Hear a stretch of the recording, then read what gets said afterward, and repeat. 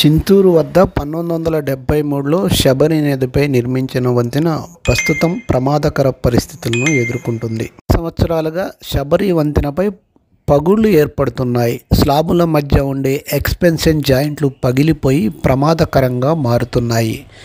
ఎన్నిసార్లు మరమ్మతులు చేసినా మూన్నాళ్ల ముచ్చటగానే మారి ప్రమాదకర పరిస్థితులు తలెత్తుతున్నాయి. భాగంతో పాటు మొదటి పిల్లరు కింది భాగంలో కూడా గెడ్డర్ల సమీపంలో పగుళ్లు ఏర్పడ్డాయి. ఈ వంతెనపై నుంచి ఒరిస్సా నుంచి గ్రానైట్ రాయిలు మోతాదుకు మించిన బరువుతో వెళ్లటమే పగుళ్లు ఏర్పడటానికి ప్రధాన కారణంగా స్థానికులు భావిస్తున్నారు. అధిక బరువు ఒత్తిడి కారణంగా బ్రిడ్జి కింద ఉన్న సీసీ రోడ్డు పగిలిపోయి పైకి ఉబ్బికి వస్తుంది. దీనిని ప్రత్యక్షంగా గమనించవచ్చు.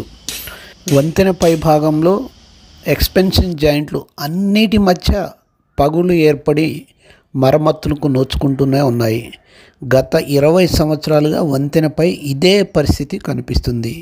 ఎన్నిసార్లు మరమ్మతులు చేసినా మూన్నాళ్లు ముచ్చటగానే కనిపిస్తుంది పరిస్థితి. ఇప్పటికైనా అధికారులు స్పందించి దీనికి శాశ్వత మరమ్మతులతో పాటు ప్రత్యామ్నాయ మార్గాల వైపు దృష్టి సారించాల్సిన అవసరం ఉంది. ఏజెన్సీ ప్రాంతాల అభివృద్ధికి చింతూరు వద్ద శబరి నదిపై నిర్మించిన వంతెన కీలకంగా మారింది. ఈ వంతెన నిర్మాణాన్ని 1973లో చేపట్టారు. ది పైనీర్ ఇంజనీర్స్ సిండికేట్ అనే సంస్థ ఈ వంతెన నిర్మాణాన్ని చేపట్టింది. చింతూరు వద్ద శబరి నదిపై వంతెన నిర్మించిన తర్వాత ఈ ప్రాంతంలో అభివృద్ధికి బాటలు వేశారు. సీలేరు, డొంకరాయి, పొల్లూరు ప్రాంతాల్లో హైడల్ పవర్ ప్రాజెక్టుల నిర్మాణం కూడా ఈ వంతెన నిర్మాణం తర్వాతే ప్రారంభమయ్యాయి. భద్రాచలంలోని బీపీఎల్కు ఏజెన్సీ ప్రాంతాల నుంచి వెదురును తరలించడానికి ఈ వంతెన ఎంతో కీలకంగా మారింది. దాదాపు 52 సంవత్సరాలుగా ఈ ప్రాంత అభివృద్ధితో పాటు రాకపోకల్లో ఈ వంతెన చాలా కీలక పాత్ర పోషించిందనే చెప్పాలి. చింతూరు వద్ద శబరి నదిపై నిర్మించిన వంతెన శబరి నది ఈ వంతెన యొక్క ప్రాముఖ్యతను తెలియజేస్తూ ఈ వీడియోలో కనబడే దృశ్యాలను ఒకసారి పరిశీలించండి. ఇంత పెద్ద నదిని దాటడానికి అప్పట్లో నిర్మించిన ఈ వంతెన ఈ ప్రాంతంలో చాలా కీలకమైంది.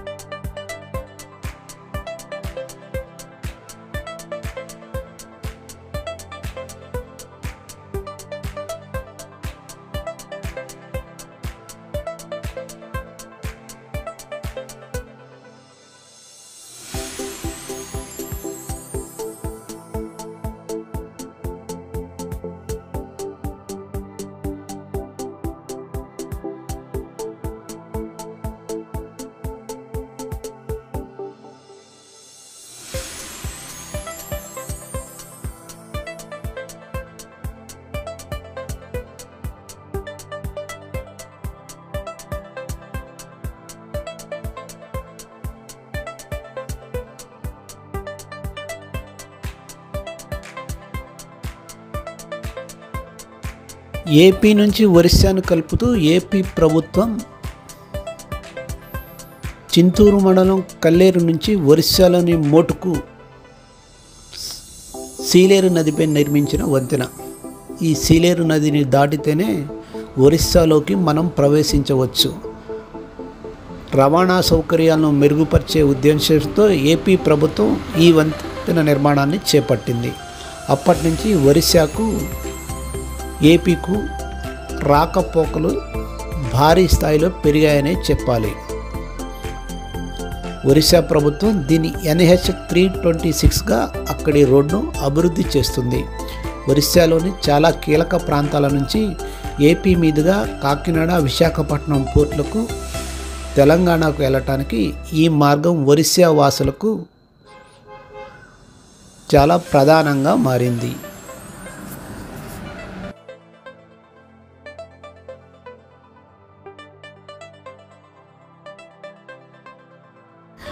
ఛత్తీస్గఢ్ ప్రభుత్వం కూడా ఒరిస్సాకు ఛత్తీస్గఢ్ మధ్య రాకపోకలకు బలమైన రహదారి సౌకర్యం ఏర్పాటు చేయడంలో భాగంగా ఛత్తీస్గఢ్లోని సుక్మా జిల్లా కుంట మీదుగా ఒరిస్సాలోని మల్కనగిరి జిల్లా మోటుకు వంతెన నిర్మాణాన్ని చేపట్టారు.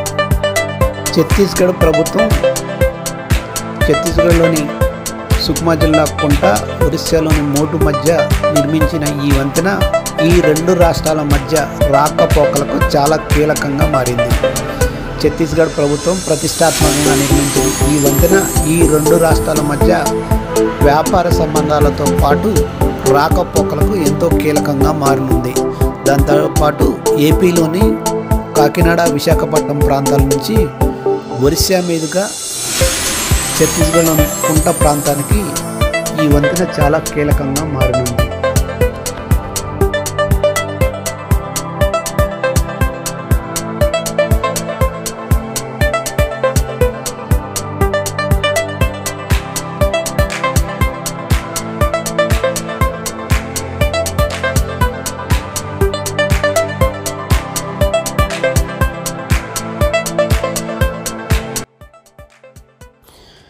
ఛత్తీస్గఢ్లోని సుక్మా, ఒరిస్సాలోని మోటు మధ్య ప్రవహిస్తున్న శబరి నది.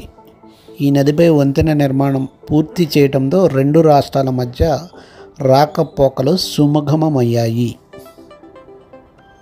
సరిహద్దు రాష్ట్రాలైన ఛత్తీస్గఢ్, ఒరిస్సా రెండు రాష్ట్రాలు శబరి నదిపై కొత్త వంతెనలు నిర్మాణం చేపట్టడం శుభ పరిణామం.